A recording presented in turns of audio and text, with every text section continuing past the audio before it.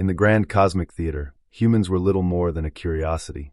Among the galaxy's most advanced species, they were often dismissed as pests, small, insignificant beings barely scraping by on their lonely planet. These advanced civilizations had long mastered the art of survival in space and had cultivated flourishing, sustainable ecosystems across multiple worlds. But then there were the humans, resilient, yes, but viewed as a weed species, able to endure the harshest conditions, but seemingly unsuited for the delicate balance of galactic life. To the alien eyes, humans were like an invasive species. They thrived in places where no other race could, adapting to extreme environments, harsh deserts, toxic atmospheres, freezing Arctic wastelands. They were a tenacious species, able to endure disasters, but their methods of survival were crude and inefficient compared to the sophisticated systems that the galaxy's more advanced races had built over millennia. Humanity's place in the cosmos was clear. They were merely survivors, destined to be forgotten, outclassed by the superior minds of the galaxy. That all changed when a galactic ecological collapse began to unfold. It started with a slow destabilization of the galaxy's ecosystem.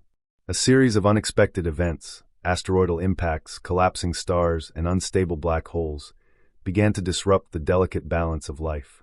Entire worlds that once thrived with rich, diverse ecosystems were slowly dying. Agriculture on major planets failed, and once fertile moons turned barren.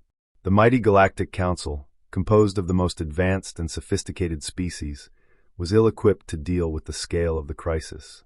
Their carefully curated environmental systems, developed over thousands of years, began to fall apart. The galaxy's ecological systems were crumbling, and no one had the expertise or technology to restore them. The problem was, many of these species had long since given up the basic survival skills that humans had perfected.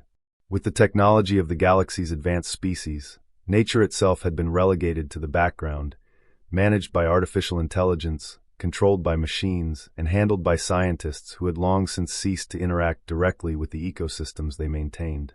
They had forgotten the fundamental art of survival, the deep, hands-on knowledge of what it took to rebuild a dying world. Desperation began to settle in, and one by one, the advanced species turned to humanity. It was a reluctant request, born from necessity, rather than any belief in human ability. The humans, with their simple yet effective methods of survival, had something that no one else possessed: a deep understanding of how to restore balance to ecosystems, to heal the land with little more than ingenuity, patience, and biological knowledge. At first, humanity was reluctant to help. The advanced species, after all, had spent centuries looking down on Earth and its inhabitants. But the stakes were too high. Entire star systems were teetering on the brink of collapse.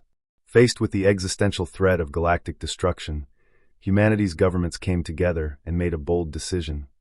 They would answer the call, not as subordinates, but as the galaxy's unlikely saviors.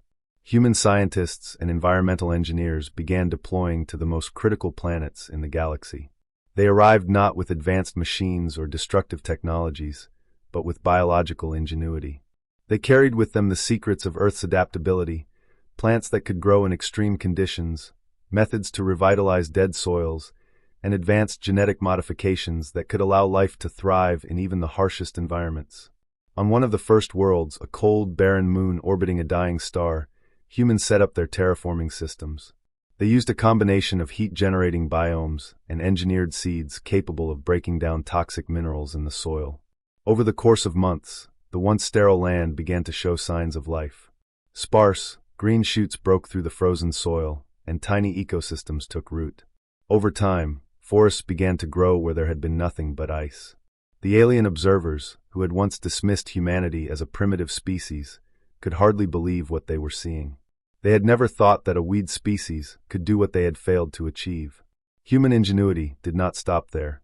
On another planet, a desert world, the humans deployed genetically modified plants that could draw moisture from the dry air, transforming the parched land into lush fields.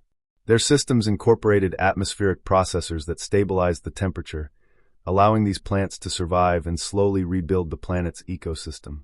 Soon, a once dead desert world was blooming with life, its barren landscape now home to verdant stretches of flora and fauna. Across the galaxy, humanity's methods were proven to be effective time and time again. With a combination of biotechnology and their deep understanding of nature's cycles, humans transformed planets once considered beyond repair into flourishing ecosystems. Alien species, once skeptical, now marveled at the ingenuity of a species they had once called a weed. As humanity's success spread, their reputation grew.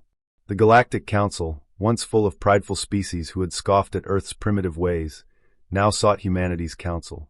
The humans were no longer the weeds of the galaxy, they were its gardeners. Where the advanced races had become too reliant on technology and artificial systems, humanity had not lost touch with the natural world. They had adapted, learned, and discovered ways to use nature itself to heal the dying worlds. In a bold move, humanity was given control of the largest galactic project ever conceived, the restoration of an entire star system that had been rendered uninhabitable by cosmic events. Armed with their methods of terraforming and biological restoration, humans began the long process of turning this dying system into a thriving ecosystem once again. The work would take centuries, but humanity's relentless drive and resourcefulness gave the galaxy hope. In time, humans became the stewards of the stars. They traveled from world to world, cultivating life where others had failed.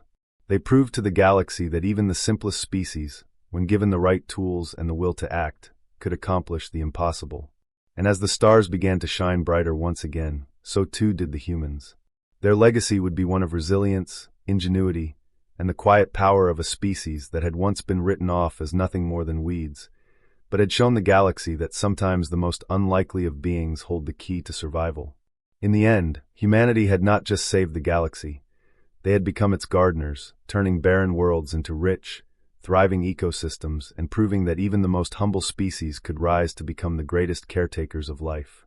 As humanity's influence expanded, they took on a pivotal role within the Galactic Council, but their path was not without challenge. Other species, once hesitant to trust or accept humanity's leadership, were now forced to reconcile with the reality that the galaxy's future rested on the very hands they had once overlooked. Yet despite this new recognition, humans remained humble. They did not seek dominion or control. Their role was clear: to restore, to nurture, and to protect life in all its forms. With each new world they transformed, the humans encountered unexpected problems that tested their limits. In some systems, hostile alien species who had previously benefited from the Council's technological advancements now viewed humanity with suspicion.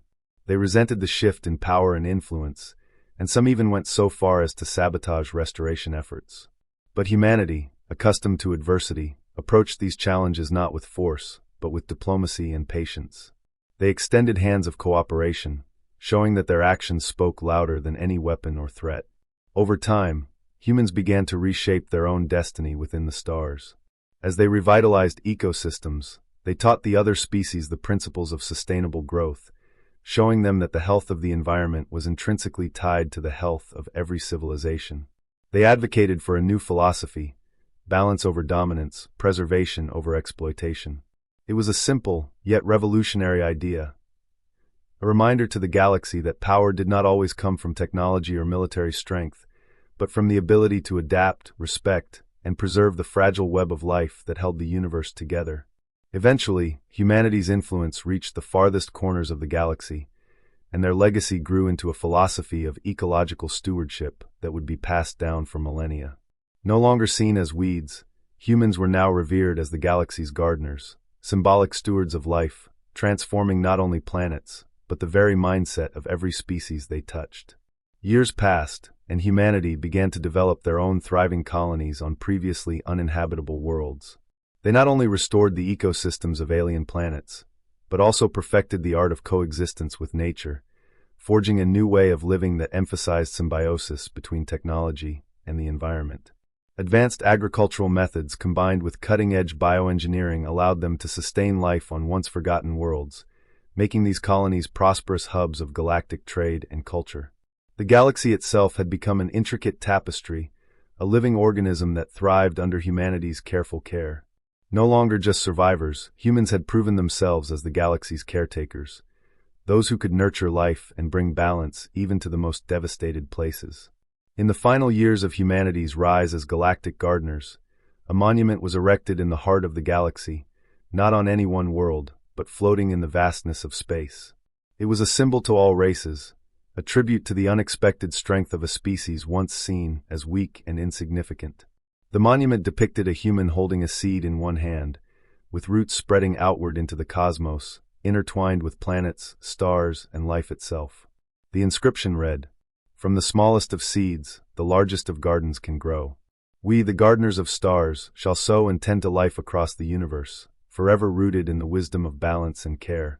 Humanity's place in the galaxy had been forever cemented, not through conquest, but through patience, resourcefulness, and an unshakable belief that even the smallest species could make a profound difference. They had turned barren worlds into gardens, transformed deserts into forests, and healed dying ecosystems, proving that life's most enduring power lies not in the grandeur of technology or military might, but in the quiet, steadfast work of those who seek to nurture and protect the delicate balance of the universe. As the years passed and the galaxy flourished under humanity's stewardship, the once derided weed species became a symbol of hope.